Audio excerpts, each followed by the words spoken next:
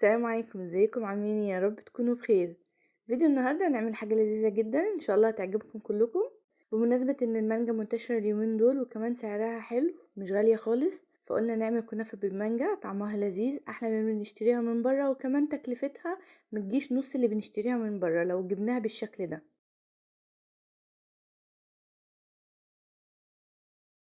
وبس كده، يا رب الفيديو يعجبكم. لو عجبكم اعملوا لي لايك واشتراك واكتبوا لي رايكم في الكومنتات، ويلا بينا نبدا في وصفتنا على طول. احنا معانا نص كيلو كنافة. الكنافة دي كانت طازة بس انا حطيتها في الفريزر تجمد، انا عايزاها تبقى مجمدة تماما. وبعد كده هضربها في الكبة. طبعا لو انتي جايباها طازة وعايزة تعمليها على طول ممكن تقصيها بالمقص، بس على قد ما تقدري قصيها صغيرة. انا هنا فرمتها في الكبة لغاية ما بقت ناعمة جدا وهستخدمها على طول. وطبعا حاجة ترجعلك ممكن بايدك لو مش عندك كبة.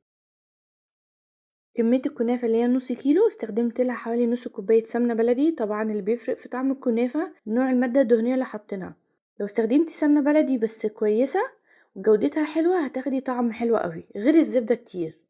بعد كده هنحط معلقتين سكر بودرة. سكر بودرة هنا وظيفته ان هو هيخلي الكنافة متماسكة بعد ما نحطها في الصينية وتستوي، ما تفرولش معانا وتتكسر.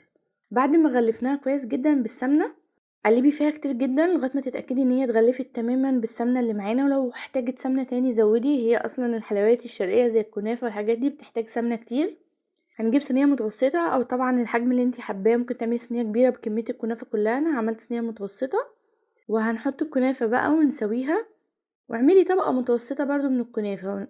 واحنا بنفرد الكنافه في الصينيه اعملوا لها سور زي حرف الصينيه كده، بحيث ان هي تبقى واخده شكل الصينيه، فلما نيجي نحط فيها الطبقات تبقى شكلها حلو ومتماسكه. لو لاحظتوا هنا انا بجيب كنافة واحطها على حرف الصينية واضغط عليها، بقت واخدة شكل الصينية بالظبط، وهتشوفوها لما تستوي تبقى عاملة ازاي. وجبت كوباية وضغطتها كويس جدا. دي اهم خطوة بقى، لازم تضغطوها كويس جدا يا جماعة علشان تبقى متماسكة ما تتكسرش معانا. هندخلها فرن ساخن مسبقا على حرارة متوسطة. في الرف اللي في النص هتقعد حوالي 8 دقايق او 9 دقايق، 10 دقايق بالكتير. وبعد كده نخرجها لغايه ما تاخد اللون بتاعنا المظبوط. ولو لونها من فوق فاتح ممكن نشغلها الشوايه 3 ثواني، مش هقولكوا 3 دقايق لان هي مش هتاخد دقيقه حتى في الفرن. لو شغلت لها الشوايه فهي تبقى 5 ثواني بالكتير. الخطوه اللي فاتت دي كانت ربع كوبايه ميه مغليه دوبت فيها معلقتين جيلاتين وهسيبهم على جنب. وهنا بوله هنحط فيها كوبايتين عصير مانجا مركز وعليها كوبايه كريم باستري. كريم باستري ده بيتجاب من عند العطار سايب عادي. انا حطيت حوالي كوبايه وبعد كده حطيت الجيلاتين اهو. ولقيت القوام تقيل شويه هخففه بالمانجا. كل ما تلاقي القوام تقيل شويه ممكن تخففيه بمانجا او تزودي ميه بقى عادي. وتضربي كويس جدا. ممكن على فكره تضربي بالمضرب اليدوي مش لازم الكهرباء، بس انا قلت حاجه اسرع يعني، لغايه ما نوصل للقوام المطلوب اللي هو لا تقيل ولا خفيف. وكده كده الجيلاتين هيخليه متماسك. وهنسيبها على جنب بعد ما ضربناها وبقت ناعمه. هننزل هنا في بولة كبيرة كوبايتين كريمة لباني بودرة، برضو بتتجاب من عند مستلزمات الحلواني، او كريم شانتيه خام من غير سكر. وهننزل عليهم بمعلقتين سكر كبار. لو حابة السكر زيادة زودي تقللي براحتك، بس احنا عايزين تبقى سكرها مظبوط. وهننزل عليهم بكوبايتين لبن ساقع جدا. كل كوباية كريمة لباني بودرة بتاخد كوباية لبن. وهنضرب طبعا بالمضرب الكهربي لغاية ما تبقى تقيلة جدا ومتماسكة وتعمل شكل المنقار اللي هي الكريمة بتقطع معاكي مش لسه سايلة. كده تبقى تمام. وهنركنها على جنب برضو. احنا ممكن نضربها بالمضرب اليدوي بس هتاخد مدة اطول.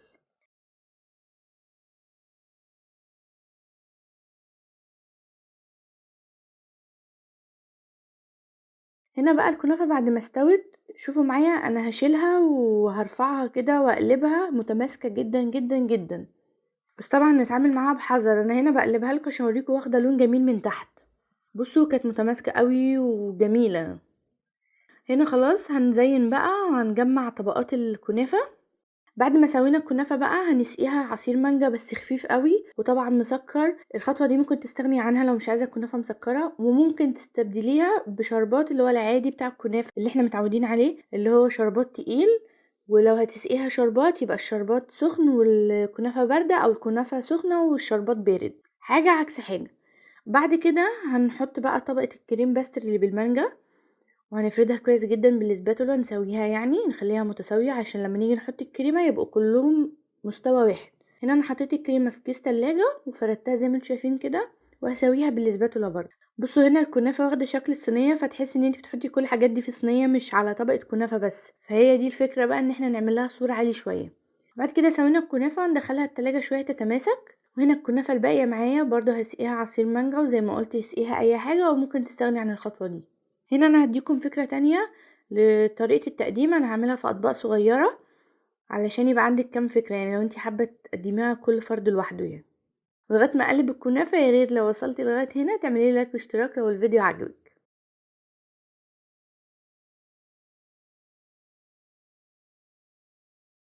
هنا اطباق صغيرة معايا بقى، وهنعمل نفس ترتيب الصينية الكبيرة او الكنافة اللي احنا عاملينها صينية، بس برضو نضغط الكنافة كويس تحت علشان تبقى طبقة متساوية. وهنحط بعد كده الكريم باستري بالمانجا وعليها الكريمة ونسويهم. وخطوة مهمة ندخلهم التلاجة قبل ما نزين علشان تبقى الكريمة متماسكة ما تبقاش سايلة. وطبعا ممكن تستغني عن خطوة التزيين وتاكليها بالشكل ده، بس انا هديكم فكرة للتزيين علشان لو حابين مثلا تقدموها في عزومة او رايحين بيها زيارة لحد هينبسط جدا بيها، ويبقى شكلها شيك جدا وطعمها احلى من اللي هتجيبيها من بره. طبعا التكلفة نص اللي بره. نيجي بقى لخطوة التزيين. معانا مانجا نعومي او زبدة، النوعين دولت اكتر مانجا تنفع للتزيين لانها مش فيها الياف كتير وفيها كمية مانجا كتير، يعني فيها ملحمة زي ما بيقولوا، فيها لحم كتير.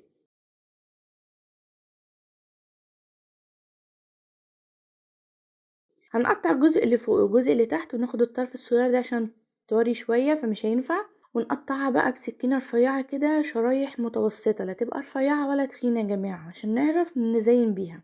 لو خدتوا بالكم هنا في على جنب وردة كده منورة وشكلها جميل، احنا هنعمل الوردة دي، هي سهلة جدا وهقولكم ان شاء الله تعرفوا تعملوها. طبعا كنت بوريكم هنا ان انا هاكل حتة المانجا دي عشان طعمها كان جميل. هنا لاحظوا معايا بقى، انا المانجا وهي واقفة بفردها وافصلهم عن بعض، بخلي طرف الشريحة بتاعة المانجا ماسك في الطرف اللي بعده، وبعد كده اجيب اولها الفه حوالين نفسها بالشكل اللي انتوا شايفينه ده، اعملها دايرة هتبقى وردة بس كده. طبعا انتي عايزة وردة صغيرة وردة كبيرة عادي كملي او تقللي.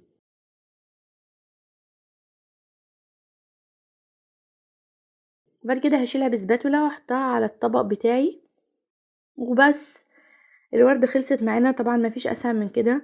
فيها حاجات مش مظبوطة نظبطها بسن السكينة كده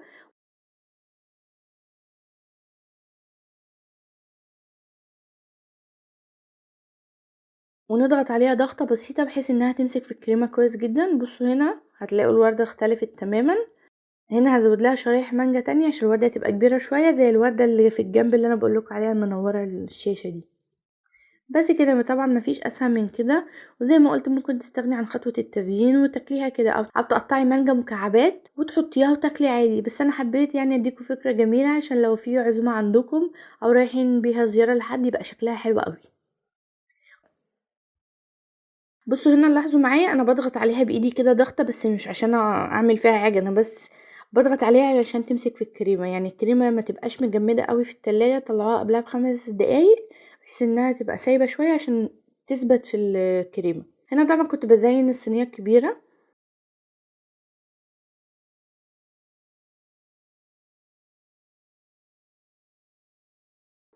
شرايح المانجا نفس الشرايح وبحطها فوق بعضها لغاية ما عملت معايا وردة كبيرة خالص بقى. وحطيت في النص واحدة بلوبري حمرا عشان تكسر اللون معايا. والكيس ده كيس جيلي تلميع برضو من عند مستلزمات الحلواني، هندهن بيه المانجا علشان لو قعدت في التلاجة يومين او 3 ما تسودش وما تتبلش، يحافظ على شكلها وكل حاجة. ولو رايحين بيها زي ما قلت لكم زيارة لحد يبقى شكلها حلو قوي وبتلمع كده وشكلها قمر وكيوت. طبعا هنا انا زينت بنعناع، كام واحدة نعناع كده بصوا خلى شكلها كيوت قوي وشكلها يجنن.